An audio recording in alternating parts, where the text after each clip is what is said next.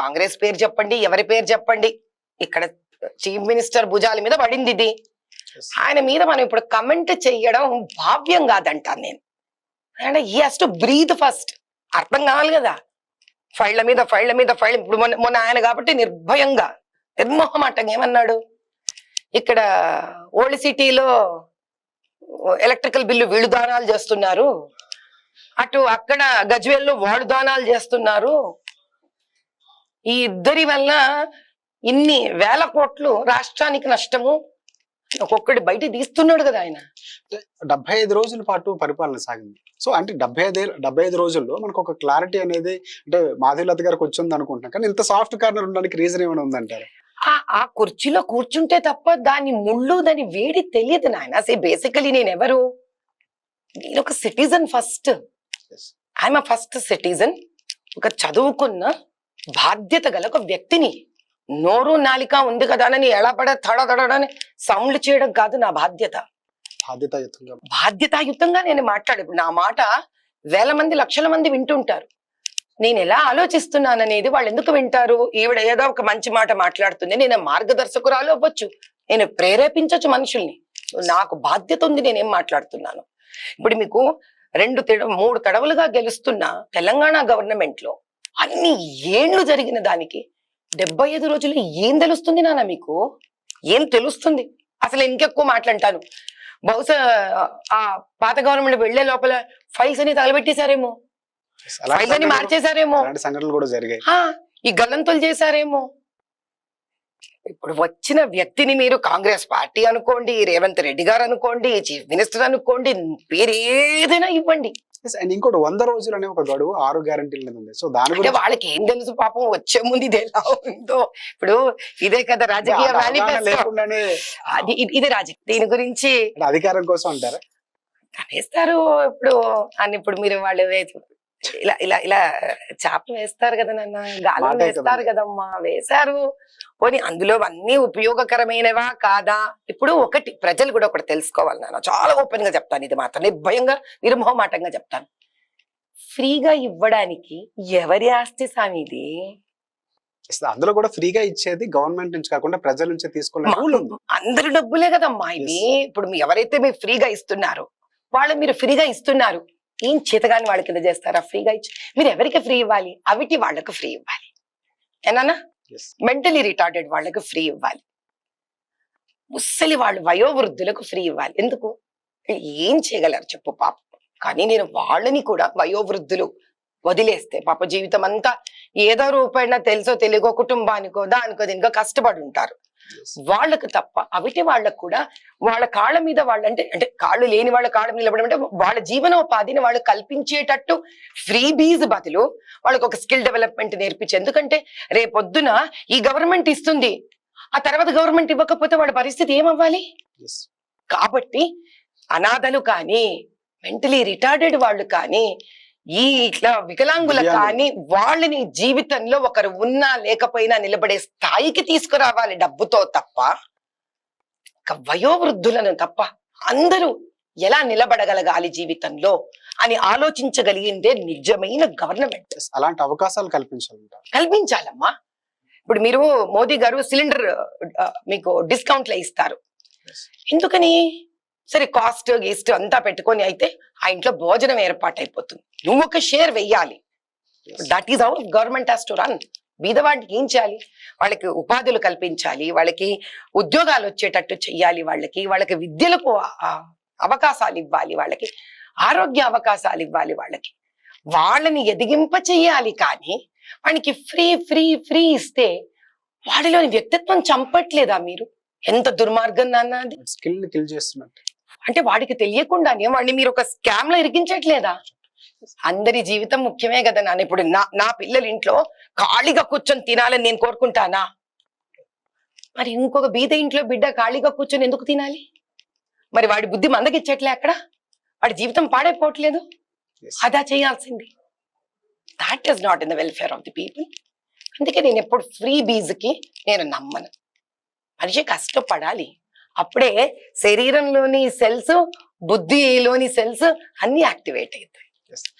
మాధవీలత గారికి ఇష్టమైన రాజకీయ పార్టీ అంటే ఏం చెప్తారు? ఇప్పుడు ఉన్నటువంటి రాజకీయాల గురించి మాట్లాడుకున్నాం, పరిస్థితులు చూశారు. మీకు తెలుసు నా నోటే వినాలనుకుంటున్నారు. ఎస్, మీ నోటి నుంచి వింటే నాతో పాటు ప్రేక్షకులకి చెప్పడం కోసం.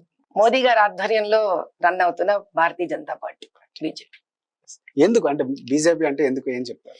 అంటే నా చిన్నతనంలోనే నాకు వాజ్పేయి గారు యాక్చువల్లీ చాలా చాలా ఇష్టపడేదాన్ని. ఆయన ఇచ్చే స్పీచెస్ కానీ, ఆయనకున్న ఫ్రాంక్నెస్, బాబా బాబా ఏం ఫ్రాంక్ పర్సనాలిటీ ఆయన, నిజంగా. మొన్న కూడా నేను అద్వానీ గారిని క్వశ్చన్స్ వేస్తుంటే పాత రికార్డ్స్ వింటున్నాను ఆయన. వాట్ అ మ్యాన్, నిజంగా. కొంచెం కూడా ఎవరన్నా ఏమని అనుకొని నేను ఇంట్లో ఉంటాను, నేను ఇంతే నిజం మాట్లాడతాను. And is a one such person was always respected opposition. PV Narasimharao గారిని ఆయన ఎంతో అభిమానించేవారు. అపోజిషన్ లో ఉన్నప్పుడు కూడా వాళ్ళిద్దరూ చక్కటి మిత్రులు. అంటే అది రాజకీయాలు. సద్విమర్శలు ఉండేవి, రాజకీయం ఉండేది, వ్యక్తిగతంగా ఉన్నటువంటి బంధాలు అంటే వ్యక్తిగతంగా. రాజకీయ పరంగా కూడా అపోజిషన్ లో కూర్చున్న మహానుభావుడు ఒకసారి ఈయనైతే ఒకసారి ఆయన అయ్యారు. అంటే అది రాజకీయాలు నాయన. అంటే ఎవరైనా పాడు చేయనివ్వండి, ఒక్క చక్కటి ఉదాహరణ చాలు రాజకీయాల్లోకి ఎందుకు రావాలి. వాళ్ళిద్దరు చక్కటి ఉదాహరణ, both in the ruling and the opposition.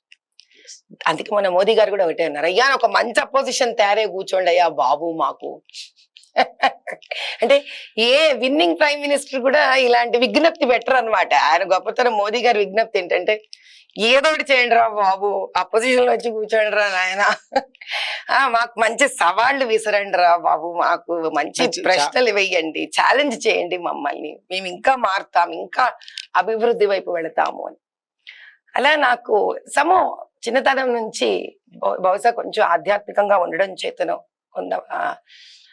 ఒక రకంగా అంటే హైందవ ధర్మ సంస్థాపనకు పోరాడే మనస్తత్వం ఉండడం చేతను, అందరూ నీ సమానంగా చూడాలి అన్న ఒక భావన ఉండడం చేతను, మోదీ గారి దృష్టిలో కూడా అందరూ సమానం అనేది ఆయన ఉద్దేశం. అంటే బీజేపీ పార్టీకి సంబంధించి ఇప్పటికే పార్లమెంట్ ఎన్నికలు రాబోతున్నాయి. సో ఈసారి మాధవీలత గారు పోటీలో ఉండబోతున్నారా? సో అలాంటి ప్రయత్నాలు చేస్తున్నారంటే ఏం చెప్తారు? ప్రయత్నాలు ఏం చేస్తున్నారనే దానికి సమాధానం ఇస్తాను. పోటీలో ఉంటానో లేదో అది కాలం నిర్ణయించడానికి వదిలేద్దామంటాను. ఇప్పుడు ప్రయత్నాలు అంటారా, 7-8 ఏళ్లగా స్పెసిఫిక్ గా పాతబస్తీ మీద నేను వర్క్ చేస్తూనే ఉన్నాను.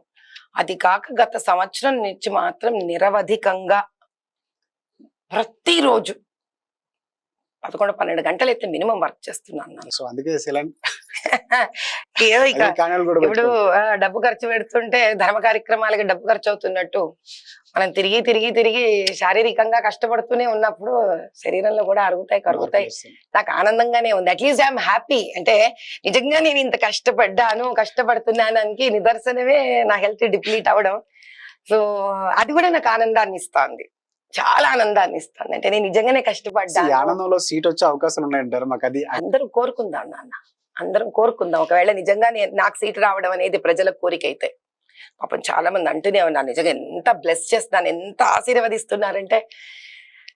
ఇప్పుడు నన్ను ఇంకా ఇమోషనల్ గా భావుకం చేసిన విషయం ఏంటంటే, విజయవాడ నుంచి, ఆదిలాబాద్ నుంచి, వైజాగ్ నుంచి, ఎక్కడెక్కడ నుంచో నిజంగా నేను ఇంత అంటే పాత బస్తీలో వాళ్ళు ఎలాగో నన్ను ప్రేమించే వాళ్ళు, నేను రావాలని ఆశించే వాళ్ళు మాత్రం చాలా మంది ఉన్నారు. చాలా ఆనందమైన విషయం ఏంటంటే, ఇరు వర్గాల వాళ్ళు ఉన్నారు, ఇరు మతం వాళ్ళు ఉన్నారు.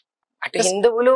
ఎక్కడి నుంచి పోటీ చేస్తారు? ఒకవేళ మీ మైండ్ లో ఒకటి ఉంటుంది అంటే, సాధారణంగా మీరున్నటువంటి పాత బస్తీకి సంబంధించి కానీ మనకు ఒక బలం బలహీనత రెండు బ్యారేజ్ వేసుకొని ఇవ్వాల్సినటువంటి అవసరం, పోటీ చేయాల్సిన అవసరం ఉంటుంది. సో మీ మైండ్ లో ఇక్కడ నుంచి ఈ కాన్స్టిట్యూన్సీ నేను పోటీ చేద్దాం, లేకపోతే పార్లమెంట్ హైదరాబాద్ లో అసెంబ్లీ. సో అలాంటి ప్రతిపాదనలు ఏమైనా బీజేపీ పార్టీకి మీ వైపు నుంచి వెళ్ళేటువంటి సందర్భాలు ఉన్నాయి? వెళ్ళంటే పైన అధిష్టానంలో కూర్చున్న వాళ్ళు ఏం చిన్నవాళ్ళ నాన్న, వాళ్ళు ఉద్దండ పిండులు వాళ్ళు. వాళ్ళకు కూడా ఏం కావాలి, end of the day seat కోసం పనిచేసే వాళ్ళు వద్దు. వాళ్ళకి పనిచేస్తూ ఉంటే సీట్ వస్తే రాని అని వాళ్లే కావాలి వాళ్ళకి. అది కూడా తెలుసు నాకు. అందుకే వాళ్ళని మనం ఏమీ గెలకక్కర్లేదు, వాళ్ళని వెళ్ళి మనం పరిగెత్తుకొని నాకు సీటీ అని వాళ్ళని అడగక్కర్లేదు. మోదీ గారి నుంచి నేను నేర్చుకున్నది అదొకటే, నీ కర్మ నువ్వు చేసుకుంటూ వెళ్ళు. అది కనుక సత్కర్మ అయితే అవకాశం నీ వరకు నడుచుకుంటూ వస్తుంది. భవిష్యత్ కార్యాచరణ ఎలా ఉండబోతుంది? అంటే ఆల్రెడీ మీరు స్టార్ట్ చేశారు, ప్రజల్లో ఉంటున్నటువంటి పరిస్థితి. సో అంటే ఏమైనా వినూత్నమైన కార్యక్రమాలతో మాధవీలత గారు చాలా మంది ఈ మధ్య పాదయాత్రలు చేస్తున్నారు.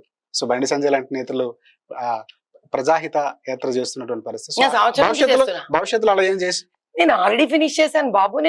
నేను 1 year నుంచి పాదయాత్ర చేస్తున్నాను. ఓన్లీ ఓల్డ్ సిటీ కాన్స్టిట్యుయెన్సీ వరకే నేను ఇప్పటికి 500-600 కిలోమీటర్లు తిరిగేశా. yes మనకేది